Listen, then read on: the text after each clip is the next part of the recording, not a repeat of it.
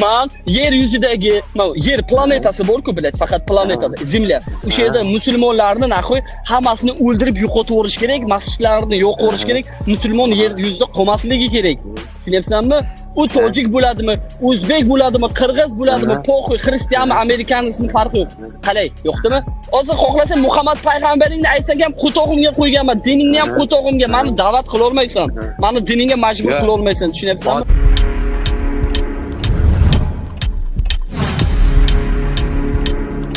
کی بودن بدبختی که نه تنها قرآن کریم را بلکه خداوند متعال و پیغمبر نازنین ما را محمد صلی الله علیه و سلم را دشنام کرده بود معلوم شد. السلام علیکم دوستان عزیز، برادران و خواهران و تماشاگران محترم، از همه شما احترام و خواهش نوار را تا آخر با دقت خوب تماشا کنید. این بدبختی که شما در روی اکران میبینید، این تنها قرآن را آتش نزد، بلکه پیغمبر ما و شما را خداوند متعال را نیز دشنام کرد. به خاطر دیگر را دیدن و از این نوار با خبر شدن، در زیر نوار لایک مانید. دوستان عزیز، این بار اول نیست که ما چنین حادثه ها را میبینیم یا اینکه با چنین حادثه ها دچار میشویم.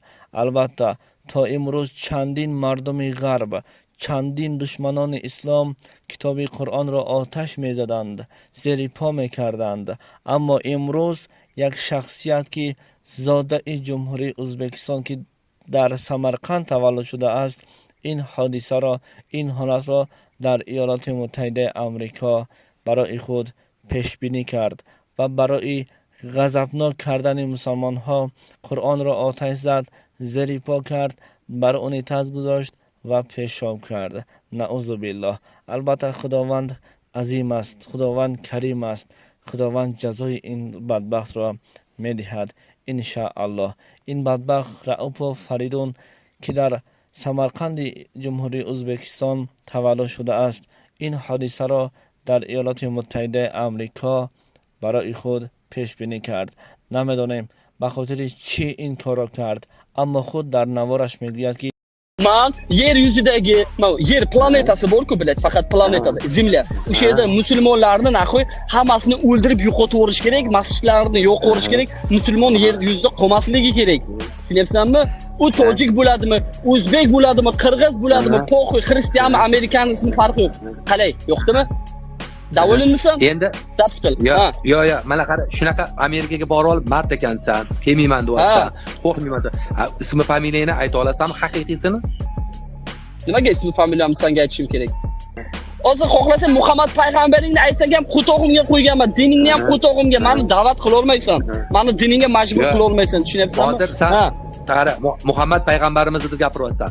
Hozir bu gapingni butun dunyoning musulmonlari eshitadi. Qo'rqmaysan butun dunyo musulmonlariga shunaqa degan? Yo'q, qo'rqmayman. Nima gandonlardan nimadan qo'rqishim kerak? Nima bo'ladi? Bir arab-paras bilan raqam turadi, raqam. Qara, menda turadi, keyin bunday bo'ladi, keyin bunday raqam turadi, tunqayadi. Ular nimasidan qo'rqishim kerak? Demak, senga 2 milliard musulmon odamni e'tiqodi sevimli payg'ambar bir dini, sen qo'rqmaysan 2 milliard odam. Qo'tog'imga qo'yganman, aytyapman. Aromi Muhammad payg'ambaringni aytyapman. Gandon Muhammad payg'ambaringni Allohingga qo'tog'im o'shani aytyapman. O'sha sen uchun prezidentku. Payg'ambaringga qo'tog'im. Lekin Allohing bilan payg'ambaringni sikaman, topsam sikaman. Qalay. Topsam sikaman.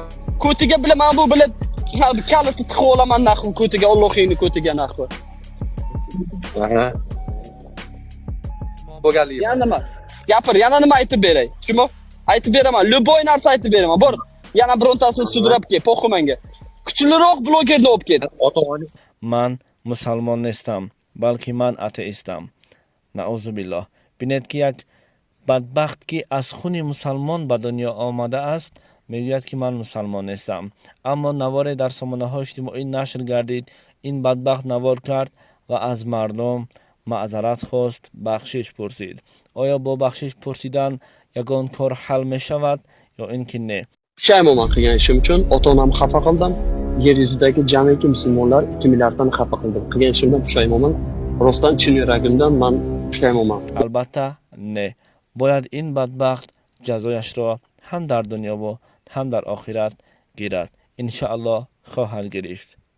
دوستان عزیز، ما یک چند بار نوار را گذاشتیم در همان یک طرفی ویدیوی اکران، اما بسیار مردم خواهش کردند که التماس این نوار را نگذار.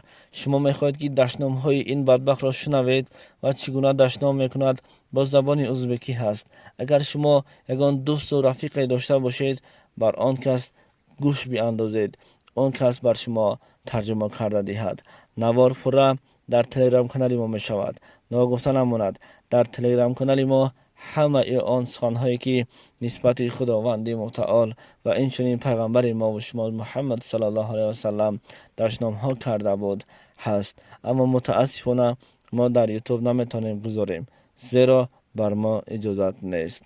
زیرا یک بلاگر جمهوری ازبکستان نسیم خالوف گرفت و من تنها اودیو ضبطش را اجازت گرفتم و خلاص.